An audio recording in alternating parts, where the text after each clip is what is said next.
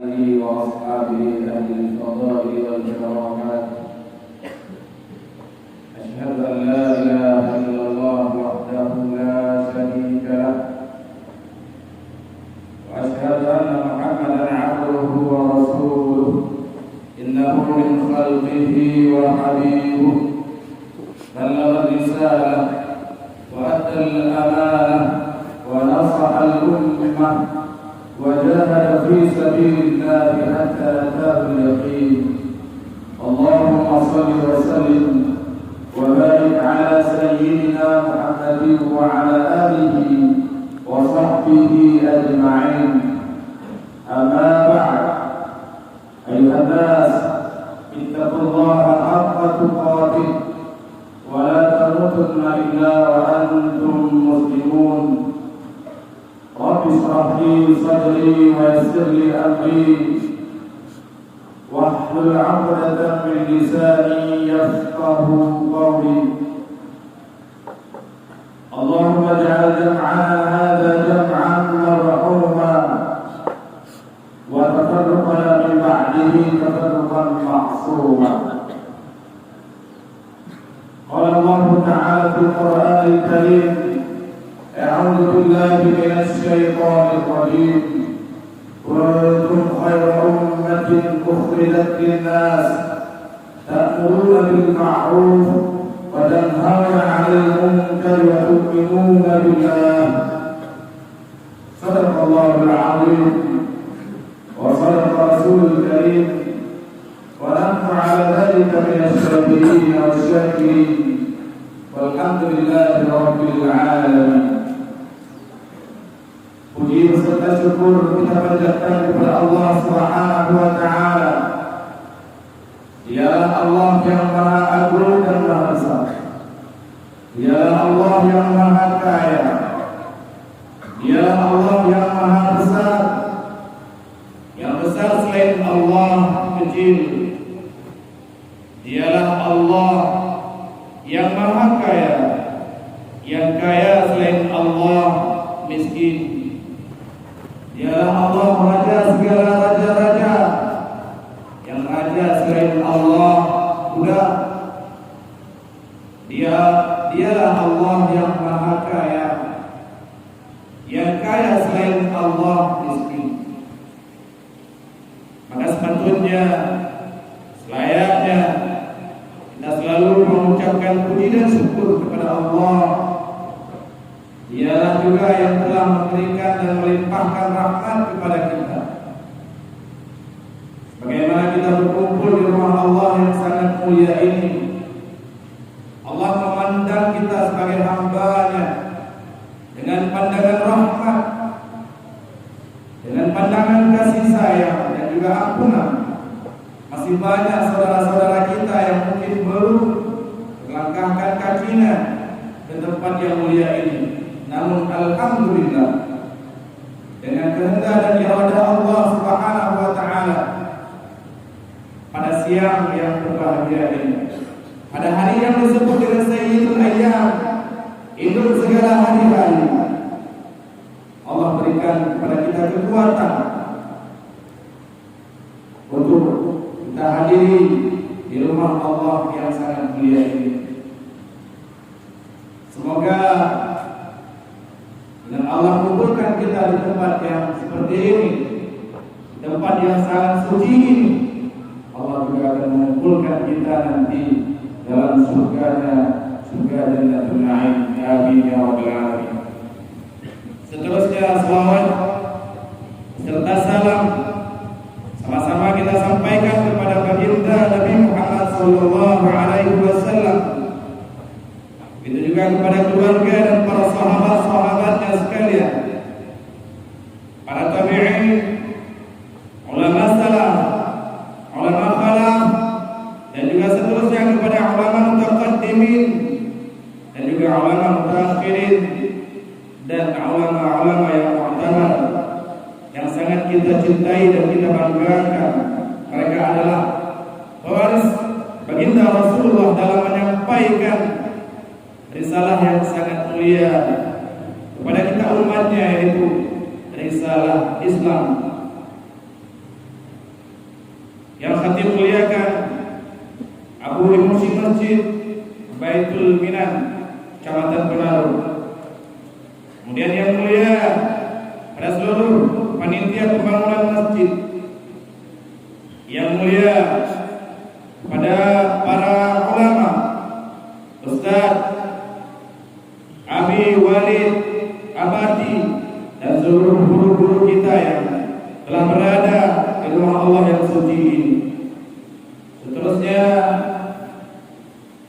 yang mulia kepada seluruh musbika kecamatan, seterusnya kepada seluruh tokoh masyarakat Candi Pandan, dan seterusnya kepada seluruh kaum pemuda yang masih sangat energik untuk membangun bangsa dan agama.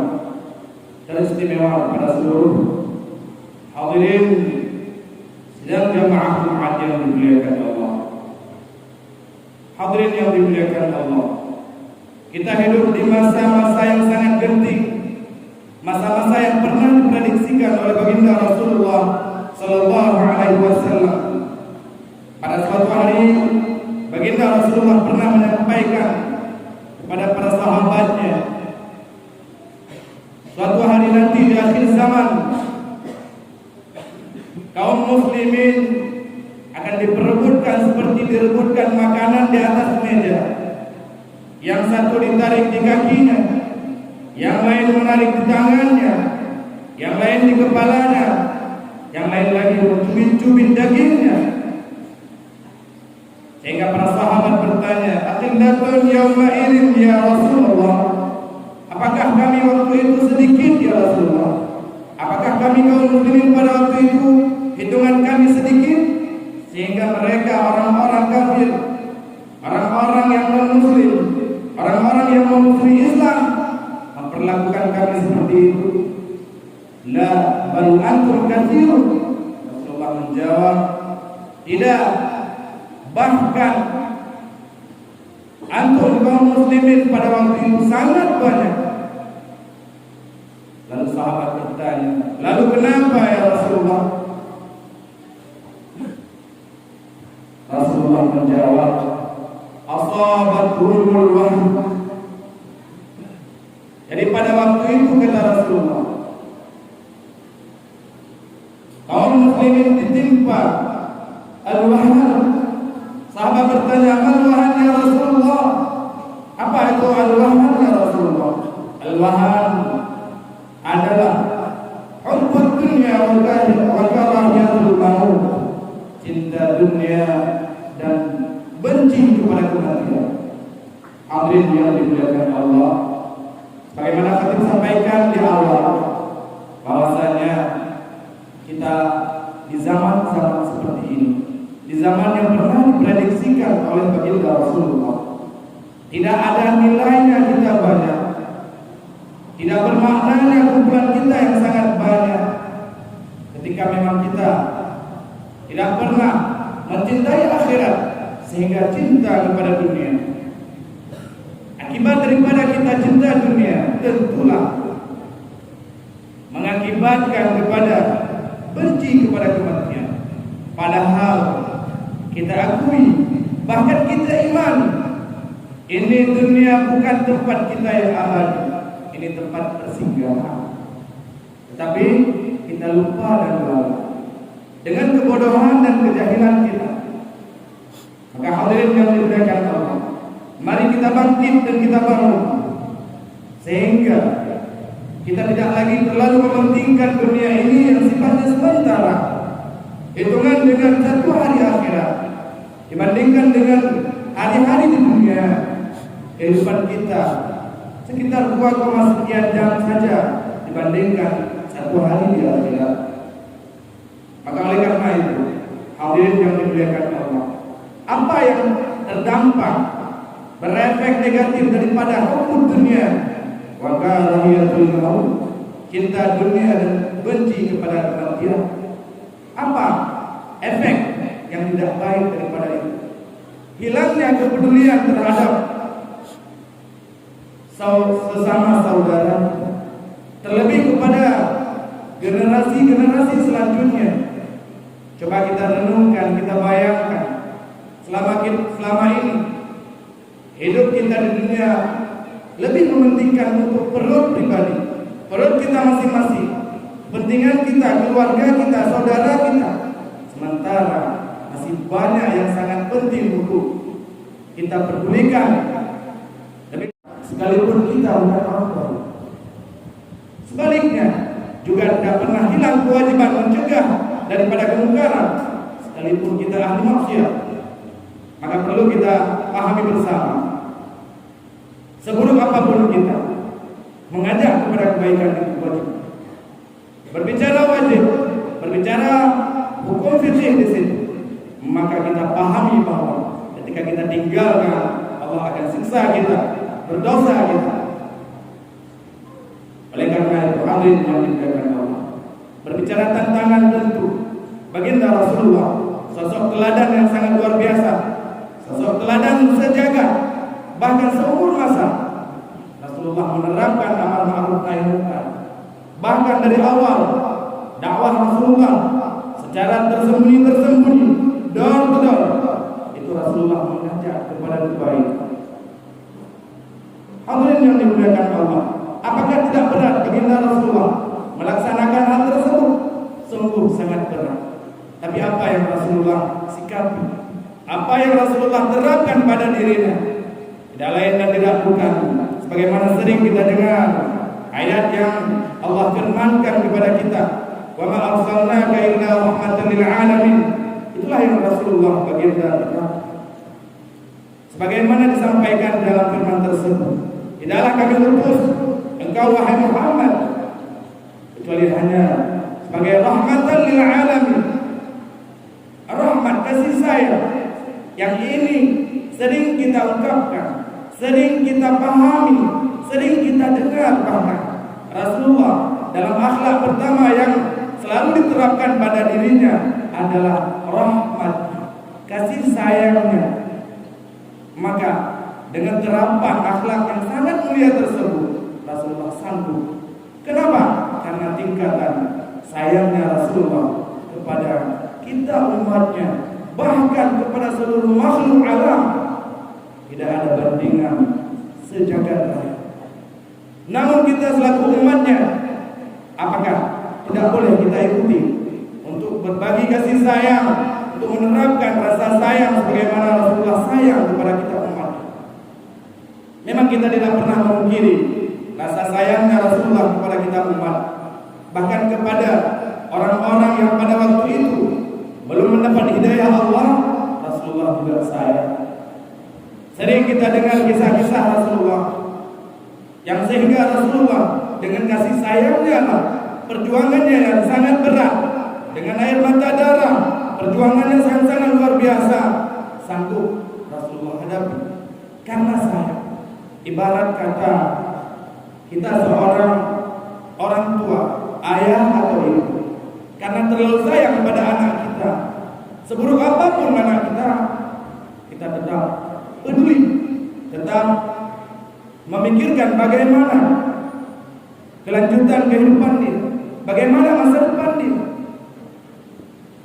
Sering kita dapatkan dalam sebuah keluarga atau bahkan hampir semua keluarga, tidak ada yang langsung atau semuanya anak-anak kita yang memang baik, patuh, taat, bahkan sangat menjengkelkan. Tetapi karena kasih sayang yang mendalam terhadap darah daging kita, apapun kita lakukan. Hadirin yang dimuliakan Allah, itu secuil ibarat sampel antara orang tua terhadap anaknya. Bayangkan Rasulullah yang disayangi bukan cuma anaknya, tapi umat seluruhnya. Itu adalah dari kalangan umatmu wahai Muhammad, kata malaikat. Kalangan umatmu yang maksiat, apa yang terjadi? Rasulullah pada waktu itu, Rasulullah menjawab, wallahi la Allah, demi Allah saya tidak rela, tidak puas. Wahidun min ummati yudkhilun nar, satu orang saja masuk neraka dari umatku. Rasulullah tidak. Hadirin yang dimuliakan Allah, begitu cintanya baginda Rasulullah, itu secuil kisah. kisah yang lain. Rasulullah jangankan kepada kita umatnya yang sudah jelas kita beriman kepada baginda Rasulullah, bahkan kepada orang-orang kafir pada waktu itu yang sedang diperangi, Rasulullah juga masih ada rasa sayang dan penyayang. Pernah dalam sebuah kisah Rasulullah dalam suatu peperangan, dan Rasulullah pada waktu itu bersimbah darah, luka di pipinya. Apa yang Rasulullah lakukan? Para sahabat menyaksikan. Rasulullah usap darahnya, lalu Rasulullah sapu di dada. Para sahabat menyaksikan hal tersebut. Pada waktu itu sedang terjadi peperangan yang sangat dahsyat. Setelah peperangan besar, para sahabat yang penasaran menanyakan kepada baginda Rasulullah, "Ya Rasulullah, apa gerangan sehingga darah yang kau usap ke dadamu ya Rasulullah?" Apa jawaban Rasulullah? "Wahai sahabat-sahabatku, seandainya setetes darah saja jatuh ke bumi, maka pada waktu itu seluruh musuh-musuh Allah akan hancur." Bayangkan apa yang dipikirkan oleh Rasulullah. Padahal dalam peperangan lebih mudah, tapi Rasulullah tidak. Mungkin kekalahan dalam berperang itu biasa, tapi Rasulullah masih berharap kalau ada di antara musuh-musuh Allah yang selamat, lalu Allah berikan hidayah, kemudian mereka masuk Islam, lalu mereka masuk surga juga bersama baginda Rasulullah. Itu bukan untuk umat Nabi Muhammad yang seperti itu. Bahkan orang yang sedang memeranginya, Rasulullah berikan. Kalau berbicara untuk umatnya, sudah cukup banyak kisah-kisah yang pernah disampaikan oleh guru-guru kita bersama. Maka hadirin, itulah yang harus kita terapkan pada diri kita. Rasa sayang kita kepada sesama saudara kita, bahkan sayang kita kepada saudara kita sesama Islam. Ini kaitan erat dengan iman. Mana dalilnya? Jelas baginda Rasulullah sampaikan, "La yu'minu ahadukum hatta yuhibba li akhihi ma yuhibba li nafsihi." Tidak beriman, sebagian ulama mengatakan kurang nilai imannya orang yang tidak mencintai saudaranya sama seperti dia mencintai dirinya sendiri. Bagaimana bayangannya wahai jemaah? Kita hari ini sering kita katakan sayang kepada saudara kita. Ketika kita lihat saudara kita dalam kelaparan, kita kasih makan. Ketika kita lihat saudara kita tidak ada naungan tempat tinggal, mungkin bahkan pemerintah membangun tempat tinggal mereka. Kita sering juga melihat ketika saudara kita ditimpa musibah bencana, ramai-ramai kita galang dana untuk bantu. Itu kasih sayang. Benar, tapi hakikatnya bukan demikian. Baginda sayang kepada kita bukan sekedar untuk memberi makan di dunia, memberi pakaian di dunia, memberi naungan di dunia, tapi juga itu perintah, bukan sekedar sampai di situ. Tapi apa juga sayang dari Rasulullah kepada kita. Rasulullah ingin kita selamat daripada api neraka, masuk ke dalam surga Jannatul Ma'in bersama baginda Rasulullah. Itulah yang harus kita lakukan. Maka kalau itu kita terapkan, sayang kita kepada saudara kita seperti itu, tentu tidak pernah kita luput daripada kepedulian terhadap saudara-saudara kita, generasi-generasi penerus masa depan bangsa dan agama ini. Tapi apa yang terjadi? Hari ini mungkin apa yang Khatib sampaikan cuma terdengar di telinga kiri, keluar telinga kanan, tapi tidak pernah terterapkan dan sudah sangat lama. Maaf para jamaah yang dimuliakan Allah, bukan saya sampaikan kepada cuma jamaah, mungkin juga saya. Tapi ini cuma kita dengar lama-lama naik muka, tapi jarang terterapkan. Tidak ada orang yang mau peduli, benar-benar peduli terhadap hal tersebut. Sehingga apa yang kita rasakan? Oke, hari ini Islam di Aceh hebat. Apakah bisa menjamin Islam di Aceh hari ini dan akan utuh abadi? Belum tentu. Bayangkan dalam kisah yang sangat kejam pernah kita dengar. Di negeri Spanyol, Andalusia, sebuah masjid yang dinamakan dengan Masjid Al-Hamra, 700 tahun megah Islam di Andalusia. Hari ini di mimbar masjid tersebut yang sangat megah dulunya, palang salib jamaah yang dimuliakan Allah. Jadi tidak ada jaminan. Hari ini alhamdulillah negara Turki sudah mulai kembali maju, tapi ada masa setelah 500 tahun berjaya Turki Utsmani. Tapi sempat juga bahkan di mikrofon masjid dilarang azan dengan bahasa Arab. Hadirin yang dimuliakan Allah, tidak ada yang menjamin.